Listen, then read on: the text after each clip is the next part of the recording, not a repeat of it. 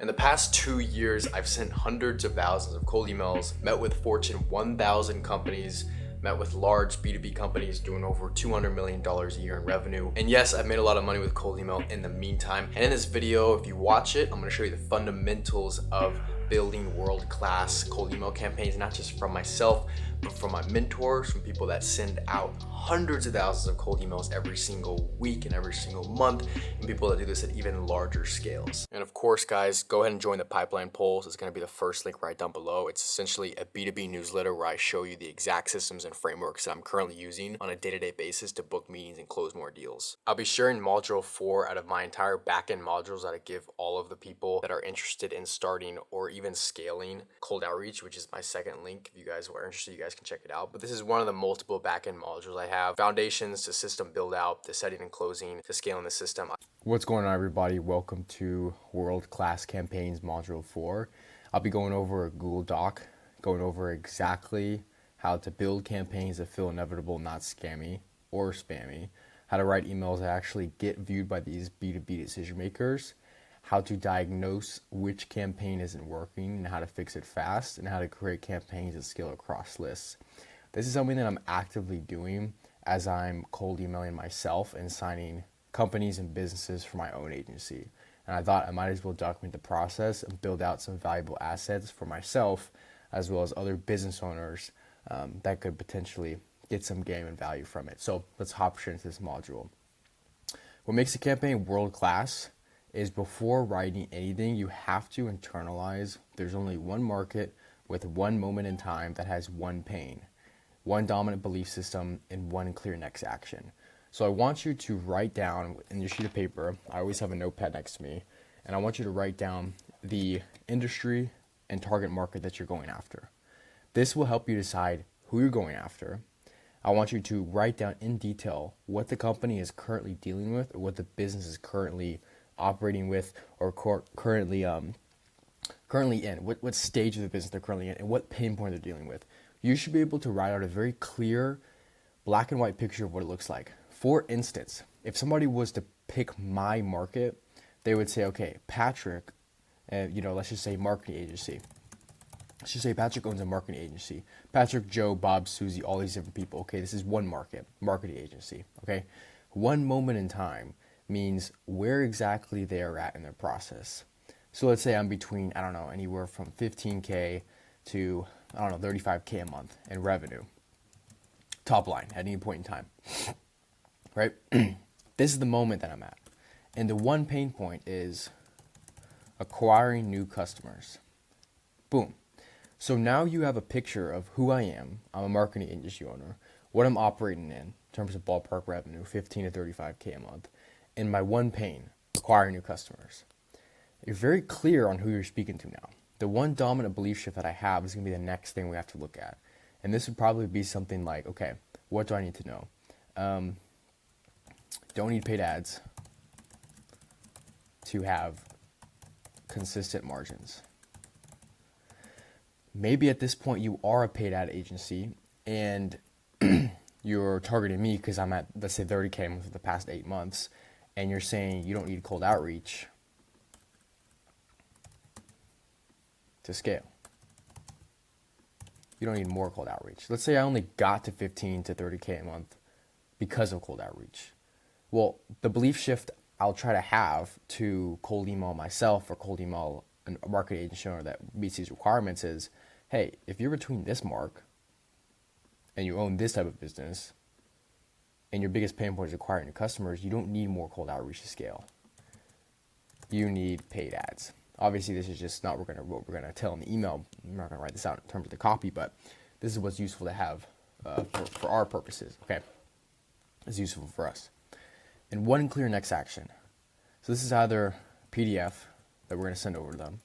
This is either VSL. This is either book a call. This is either watch a video, etc., etc., etc. So I want you to go through this, and I want you to take a look at your solution. And I'm actually going to type this in. This is going to be your area to write, and you're going to write your solution to your market. We'll just write answers to make it more clear. But as you go down this, you have to understand there's a bunch of different things that go into writing a proper cold email. And this is just the very beginning.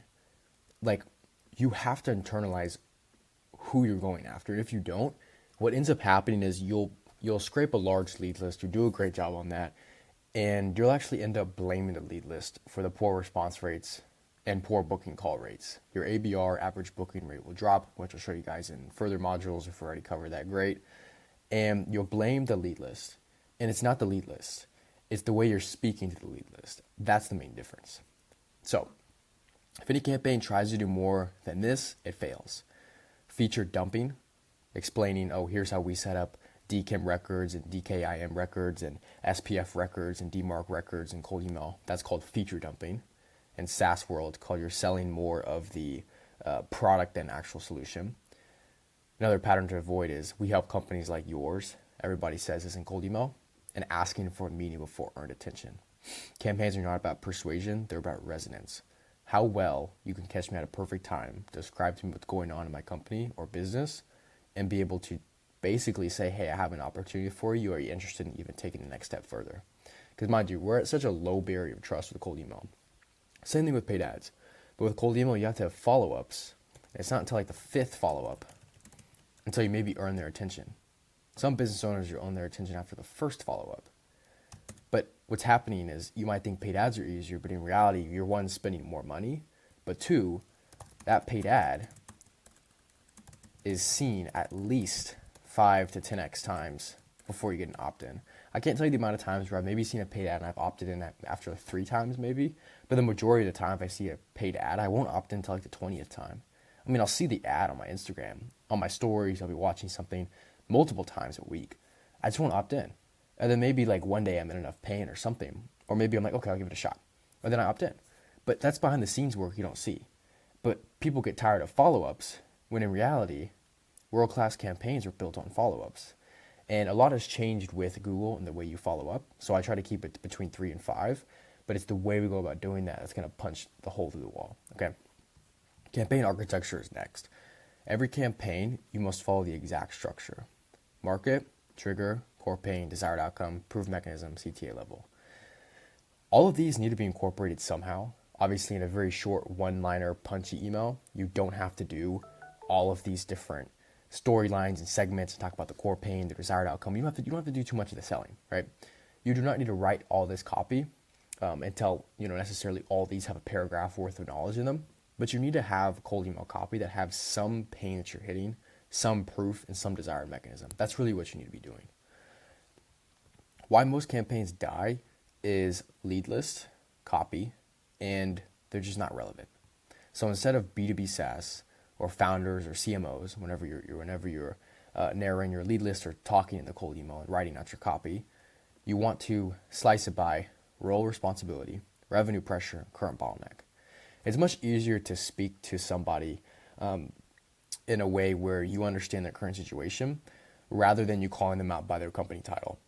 If you're reaching out to a list of CMOs, and for instance, let's just say they're in a software space, it's much worse to say, hey, I understand you're the CMO over here at blah, blah, blah. You're a B2B SaaS. That's just calling out who they are, and you can do that anywhere. But if you slice it by responsibility and revenue pressure, in other words, like an example, I saw you're quickly approaching revenue marker over at company name. You are probably thinking, not saying you have an issue with, you're probably thinking about, and we can do problem. Most of the time, if you call out the problem in the cold email and you say you probably have this issue, they tend to kind of get defensive. And I would too, if I thought somebody could just stand on a pedestal and cold email me and land in my inbox and say that they know the business like the back of my hand. Instead, we want to relieve that pressure and talk to them in a way to where we're more understanding. We're saying you're probably thinking about this. They'd be like, oh yeah, I've been thinking about that. It's kind of a problem, but it's not a huge problem. And obviously current bottleneck. This is how you resonate more with customers. And I'll show you guys examples more in a second in other videos and other course modules, mainly in how to write outreach copy. You guys have seen this, and we'll see it more later on in the system too. But I want you guys to understand this. If you don't speak to the customer in a way to where it is like extremely, extremely direct and calling out what they're doing instead of coming at them with solutions or coming at them in a way that seems kind of like condescending, they just won't listen to you, okay? So responsible for pipeline predictability is a better way to call it a VP of Rev. Under pressure to prove ROI and outbound is, again, a much better way to address a VP of RevOps. These are both examples of a much better way to address them. Instead of saying, hey, I saw the VP over here doing this at this company. It's like, no, I noticed you're responsible for pipeline predictability. I noticed you're under pressure to prove ROI from outbound because of your role. So like you're basically telling them that you're calling out their role without saying their role. Number 2 is define the silent thought. This is why they won't say publicly, but think privately. We're doing activities but nothing feels predictable. Our outbound technically works, but it's fragile. We can't scale this without breaking something. This is what they're thinking privately. They won't say it, but they're thinking this. And if you can probe with this belief system throughout cold emails, you'll be able to make a lot of money. Now, the silent thought comes from your campaign spine. How well you structure this cold email is going to mean a lot. World-class campaigns come from urgency, and they come from generating replies. And that moves us to our next section. You must anchor the campaign to trigger high-performing triggers. For instance, a recent hire, tool adoption, revenue milestone, market shift, behavioral trigger, or anything else. So recent hiring is they just hired a BDR, business development representative. Maybe they're hiring for growth. They just hired a CMO, whatever it is. Tool adaptation is maybe you're wanting to target a software that only uses Salesforce, and your solution is, a software that is maybe solely integrates with some sort of with HubSpot. And maybe you want to target people that are only using Salesforce because you have a pain point that Salesforce doesn't fix, but HubSpot is really good at. Maybe it's a market feature or something, and you can attack people in the cold emails by going after those that are using Salesforce. Hey, I noticed you don't have this specific thing going on in the software, or hey, you're probably lacking this or losing on a real-time visibility here because of XYZ. I noticed you're using Salesforce. I want you to take a look at this real quick. And then boom, HubSpot, you can pitch it. You can construct differently, things like that. Revenue milestones depending on where they're at, the company, market shifts, AI, compliance, budget freezes, behavioral triggers, already doing outbound but inconsistent. So yeah, these are people that are already warmed up to outbound, or maybe whatever marketing or AI service, they're just not as great or proficient in it, okay? If the prospect said this could wait, this campaign is weak. Again, if the prospect says this can wait, the campaign's weak. And the reason being is because there's no urgency, or there is no, there's no urgency, and there's no sort of like intrigue. You're not intriguing enough, that's the proper word. And this is why I move into section 4.5. One pain, not many. World-class campaigns do not stack a bunch of pain points on each other. They choose one, they go after it. Because blank, you're experiencing blank, which leads to blank. So because outbound is split across tools and people, the pipeline feels active but unreliable, which makes forecasting scaling stressful. If you can say the pain in one sentence, you don't understand the market. If you can't say the pain in one sentence, you don't understand the market. Okay, this is very basic stuff, but all these things will play into a role whenever you construct these campaigns. Obviously, desired outcome, paint the after, not the tool. I'm not selling email infrastructure here. You didn't buy into the system because I said you're buying, 25, 30 course modules. I didn't share my screen and say you're getting 5 hours of video content, plus our success call, launch call, onboarding call, whatever. You're getting a course. I didn't sell it like that. We are selling predictability in your business because you can install the system. The direct result of the system is control, clarity, and leverage, and predictability in your business. This is what you bought into. The modules are just the deliverable of how you're going to receive the information into your brain. Everything else doesn't matter. It doesn't matter how they look. It doesn't matter if they're hosted on Notion, WAP, School. It doesn't matter. You're getting the information via automation systems, WAP, modules, courses, but this leads to the control, which is the desired result, and it's the end outcome. So we should sell with that first. Imagine instead sells with a desired outcome. Imagine knowing exactly how many conversations hit your calendar every week without chasing reps or guessing what worked. So again, this is where campaigns emotionally convert. Proven mechanism without bragging, specific, contextual, minimal. Again, this is how you're going to incorporate proof of concept and social proof. We installed this for XYZ and removed blank. We replaced blank with blank and saw this. We see this pattern across blank accounts. So yeah, avoid logos, vanity metrics. We're experts. That's not going to help out. Lastly, as we move into the final sections here, CTAs are very important. Would it be worth seeing how this works? Is permission based. I use this sometimes. The one I use the most is should I send over some more info? I'm slowly backing off from that CTA because it's the highest converting, meaning you get the most responses, but it's really the lowest engagement because people will just respond sure to an email just to get some more info or some more PDFs. Again, a lot of these people that will respond sure to your cold emails will probably just be tire kickers. Asset based is want the exact framework. In other words, you're being very specific with the call to action of what you're going to be delivering, the exact framework, or whatever you're talking about in the email. See how that varies from should I send over some more info, which is more vague, could be a PDF, could be a VSL, could be a Calendly link. It's very vague. But if you're more strategic and specific in your cold emails, you're actually able to ask, want the exact framework or want the exact blank. And then boom, you can go from there and everything like that. So conversations based, this is only in short one-liner emails. If you're really trying to have a short, punchy cold email to a VP or a C-suite executive at a larger company, sometimes it's best to really just say open for a quick 15-minute chat sometime this week. And they'll respond back. Just depends on the urgency. So before launch, obviously clean your list with fine email, 1 ICP per campaign. Please only go to after one company profile, please. 1 offer per campaign, 1 CTA.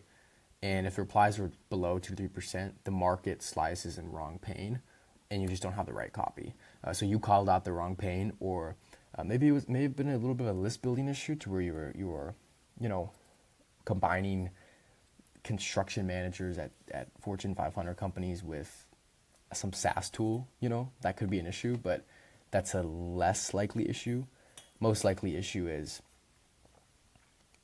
poor copy. That's literally it. That's really it. So, iteration loops. Opens, subject relevance.